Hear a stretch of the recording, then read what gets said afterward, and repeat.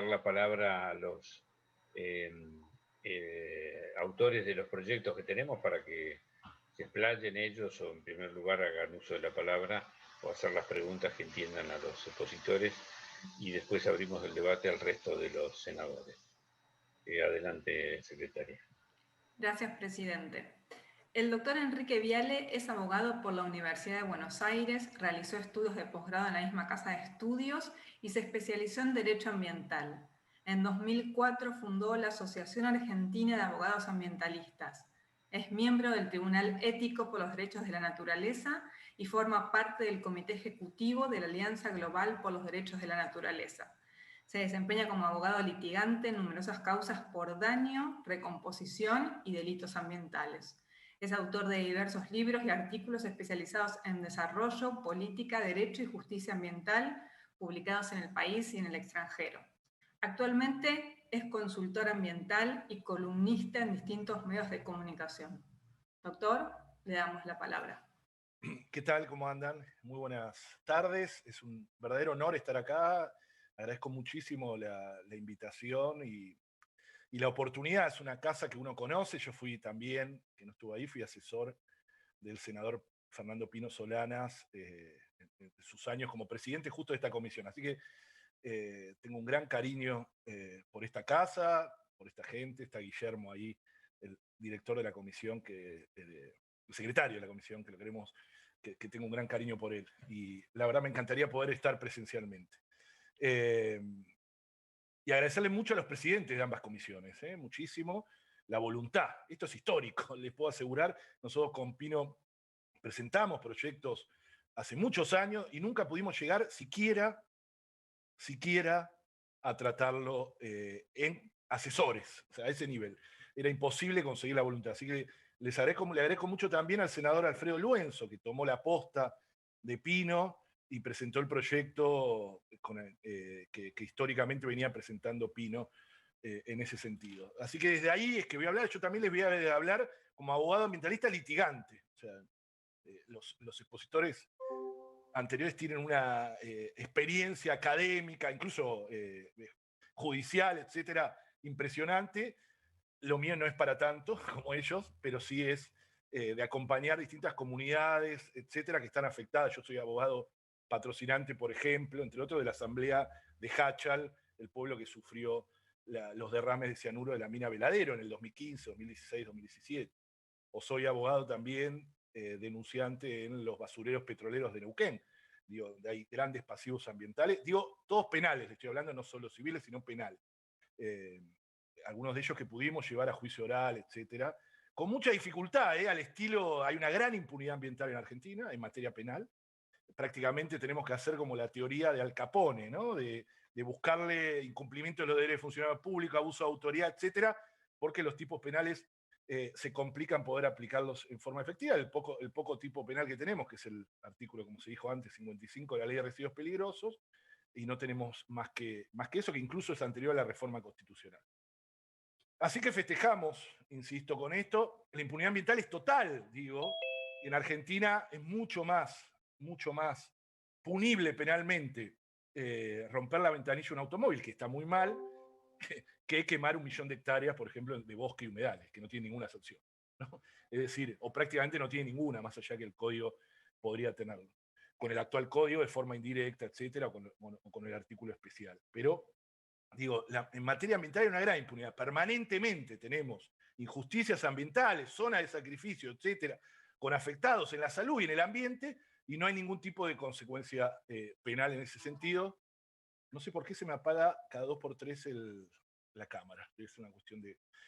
en ese sentido nosotros proponemos, obviamente que propugnamos por el proyecto que presentó el senador Luenzo, pero vemos cosas estupendas en los otros proyectos también y pretendemos y esperamos que se puedan confluir en un proyecto único donde haya una gran voluntad.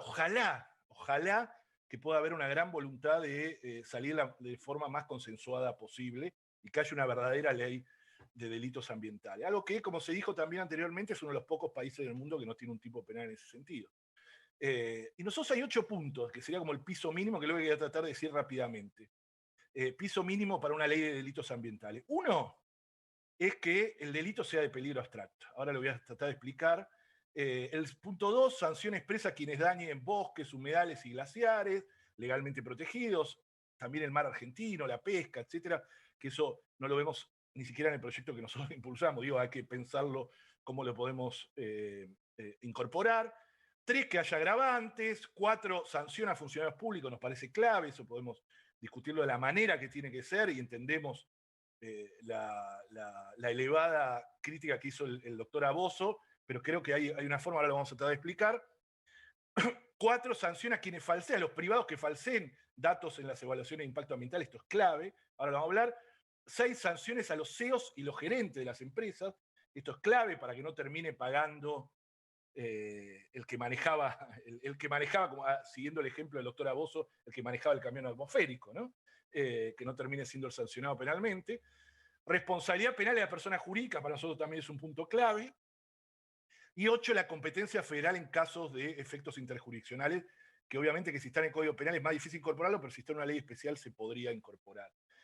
En ese lugar, desde ese lugar, empiezo. Delito de peligro abstracto. No exigir el daño grave para que se cumpla con el tipo penal nos parece fundamental.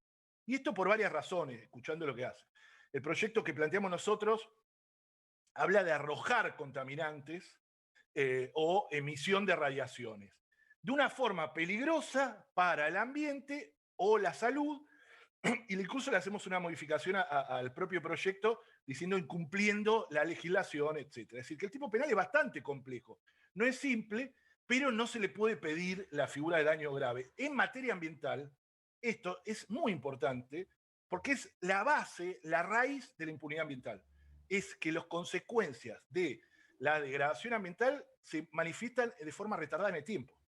Por eso juegan mucho algunas corporaciones, etcétera, de saber que los efectos no es un choque en una esquina, no es un tiro, digo por el Código Penal, ¿no? No es un tiro donde el lesionado está en el momento o muerto está en el momento, sino que contaminantes que de forma acumulativa, incluso en trabajo conjunto con otros contaminantes, terminan afectando la salud o la naturaleza del ambiente. Quizás en el momento no se da.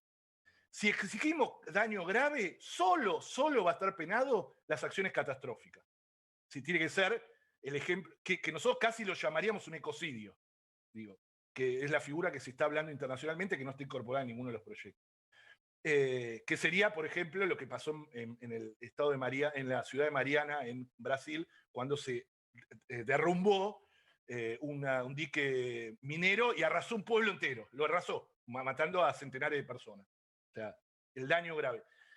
Esto es importante por la forma retardada, insisto con eso. Además hay que tener muy en cuenta otra cosa en este sentido, y por eso para nosotros es fundamental, y este punto es clave, es un antes y un después. Poner un tipo de penal de resultado sería regresivo en relación a la ley 24051. Y ahí tenemos desde Escazú que firmamos hasta el principio de no regresión. Es decir, podemos retroceder en materia, pero incluso, y esto hablándolo con algunos elementos de algunos funcionarios del Poder Judicial, no me extrañaría que abogados de las decenas de causas, centenares de causas que hay ahora, quieran incorporar como ley penal más benigna la acreditación del daño grave a las actuales causas penales. No solo en el futuro. Porque si bien ningún proyecto deroga la ley 24051, ¿qué pasaría en el caso de un incidente de contaminación con residuos peligrosos? ¿Cuál se aplica? Yo soy el abogado de una empresa contaminante y voy a decir, señores, compruébenme el daño grave. O sea, el resultado, cuando la ley de residuos peligrosos habla de poner en peligro la salud del ambiente, etc. Entonces, para nosotros eso es clave porque puede generar una situación incluso de una gran impunidad ambiental y que se caigan centenares de causas que existen actualmente y en el futuro también esto. Lo de salud o ambiente, ponerse en peligro, me parece clave. Es una visión antropocéntrica, la salud, que es la salud humana, y la salud del ambiente, que es la visión más biocéntrica, que es lo que se usa y lo que actualmente la doctrina de jurisprudencia está dando es eso. Y esto tiene que ver, el caso, por ejemplo, de los basureros que les cuento en Vaca Muerta, ¿no? Basureros que cumplen legislación, etcétera, cumplirían con el requisito, pero quizás no hay nadie viviendo cerca. Entonces, sería casi imposible acreditar, por lo menos en el corto plazo, la afectación en la salud. pero sí podría uno acreditarlo en el ambiente, en los subterráneos, en las aguas subterráneas, en el aire, etc. O al revés, en una zona urbana muy contaminada como Riachuelo, uno podría decir que determinada emisión de una empresa no alteró ya el aire que ya está contaminado, pero sí que generó una situación de peligro en la salud de las personas. Entonces, me parece que tienen que estar en el peligro ambas figuras. Y además tiene que haber un diálogo entre la figura, esto lo dijo de alguna manera José Esaín, un diálogo con la Constitución, con los principios ambientales, y hay dos principios que son la columna vertebral del derecho ambiental, que son el principio preventivo y precautorio, que tienen que dialogar también con lo penal, que tienen que decir, hay que actuar antes, no permitir que ocurran las cosas, porque en materia ambiental, más que nunca, estas cuestiones no tienen resolución. Esto es importante y hay delitos, varios delitos de peligro abstracto en el Código Penal y no han tenido dificultades constitucionales, etcétera. Incluso la propia ley de residuos peligrosos actual nunca ha sido cuestionada, nunca ha tenido un cuestionamiento judicial para su aplicación. Hay doctrina en este sentido, hay doctrina del doctor Miguel Asturias, que es muy interesante, no la voy a leer ahora porque no hay tiempo. Es interesante porque hoy mismo, recién hace un rato, me cuentan que en este sentido, en la Cámara de Diputados, el presidente de la Comisión de Ambiente, Leo Grosso, y la presidenta de la Comisión de Asuntos Penales, Carolina Gailar, presentaron un proyecto en este sentido. O sea, igual que el de Luenzo, igual el de Pino, con el delito de peligro abstracto. Es interesante eso porque son las dos comisiones de diputados que serían como el reflejo de acá. Es un dato para tener en cuenta. Bueno, sanción expresa a quienes dañen bosques, humedales y glaciares. Eso es muy importante, está en varios proyectos. Es muy interesante en el proyecto de Gladys González en este sentido. Pero creo que ahí, solo con la conjunción, ahí sí puede ser de resultado, pero con la conjunción de daño, que no tiene que ser grave, sino puede ser relevante, pero no grave. Relevante es una figura que ya conocemos porque está en la Ley General de Ambiente y ya tiene un desarrollo doctrinal y jurisprudencial. Poner grave creo que va a ser muy difícil. Si nosotros ponemos la conjunción de incumplir las leyes en bosques, estoy hablando en bosques, glaciares, ya en otro tipo penal, bosques, glaciares y humedales, entre incumplir la ley y un daño relevante, ya es suficiente para protegerlo. Es decir, en este momento, incumplir estas leyes prácticamente no tienen, pero es importante poner significativamente y no grave. Los agravantes en el sistema español, lo dijo el doctor Aboso, decididamente los agravantes alejados de la noción de peligrosidad fundada en las características personales del autor del ilícito penal, sino en pautas objetivas. Clandestinidad, es decir, una empresa que empieza a andar sin ningún tipo de autorización, eso tiene que tener un agravante. El daño grave es otro, el daño generalizado. Hay agravantes, nosotros lo ponemos, ahí están muy, muy detallados en el proyecto, cuáles serían tomados de la legislación española. Acá no hay ninguna originalidad, con algunas vueltas de tuerca, pero tiene que ver con eso, con desoír obligaciones o mandatos judiciales o administrativos. Es una empresa que le dice, señores, corrijan esto, y no lo corrige, tiene que ser más grave que el que intentó corregirlo y no pudo hacerlo, ¿no?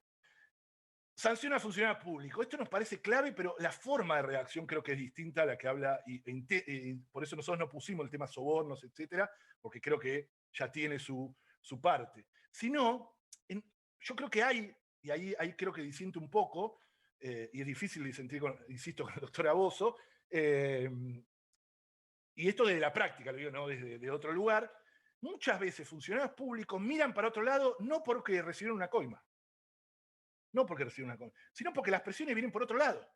Hay que aprobar este proyecto, va a dar trabajo, miremos para otro lado, etcétera. Es decir, pasa eso. Y pasa muchas veces. Es una decisión de no sé quién, etcétera. Ya viene la orden desde arriba, aprobalo, y ni siquiera se lleva algo al bolsillo ese funcionario, el que efectivamente termina aprobándolo. Entonces, me parece que eso es bueno saberlo, para poder tipificar. Entonces, nosotros proponemos que reprimir con prisión de 1 a 3 años, en invitación especial, obviamente, el funcionario público que, a sabiendas de su ilegalidad, hubiera otorgado permisos o autorizaciones de industria o actividades en violación de la normativa vigente. Ese es como el tipo más común y casi sería como un incumplimiento de los deberes o abuso de autoridad. Más bien más abuso de autoridad, ¿no?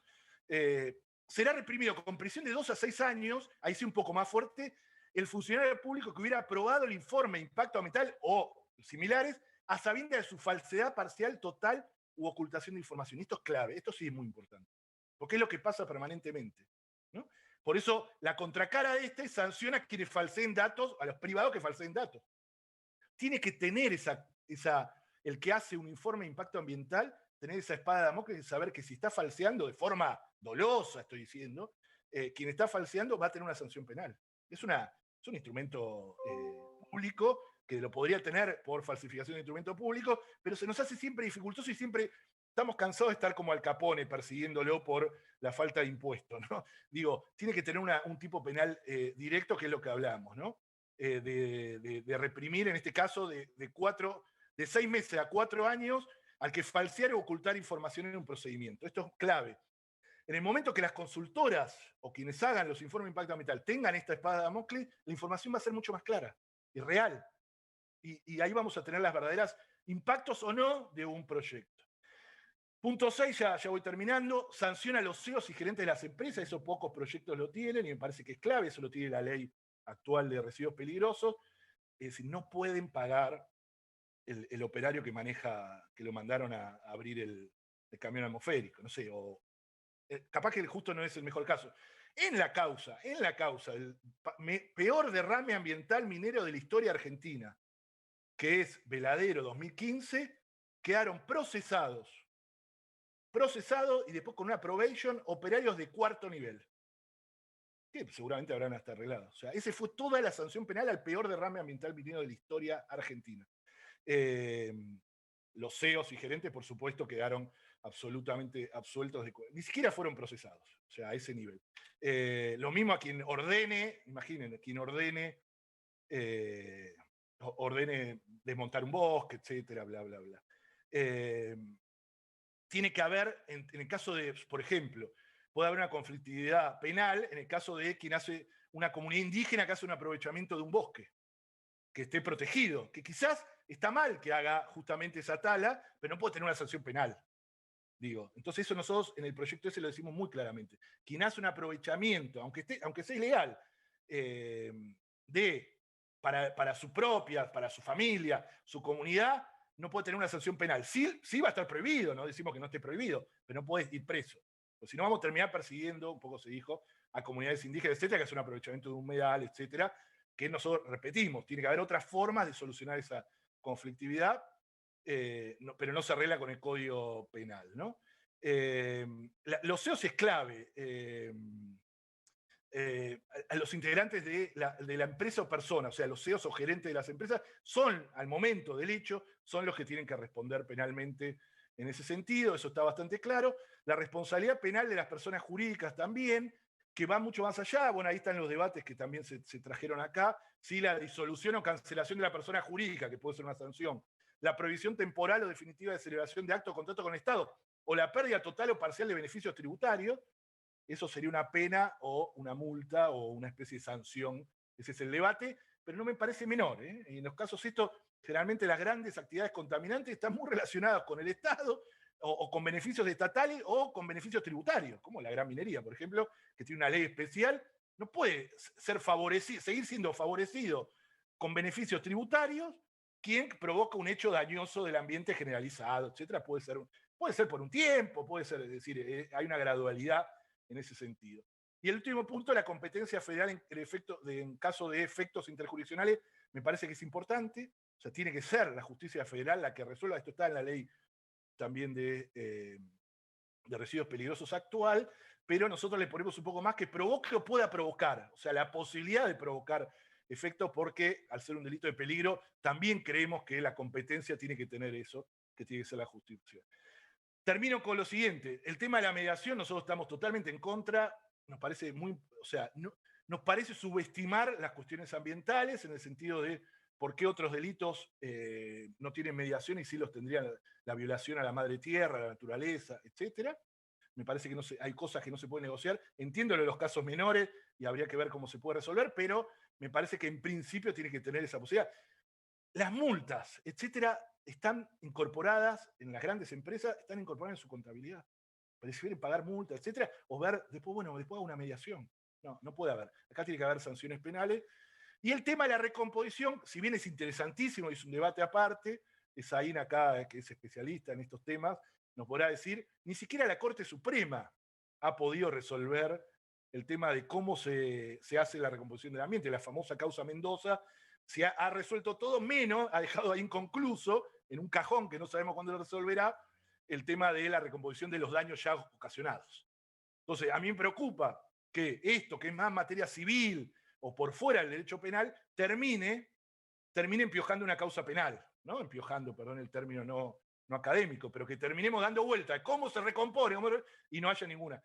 Yo, la verdad, quiero que el que provoca un daño al ambiente de característica importante, etcétera, tenga una sanción penal, ¿no? La recomposición puede ir por otro lado, que todavía tenemos un largo camino por recorrer. Bueno, muchas gracias, perdón que me excedí en la palabra. Bueno, muchas gracias, doctor Viale. Muy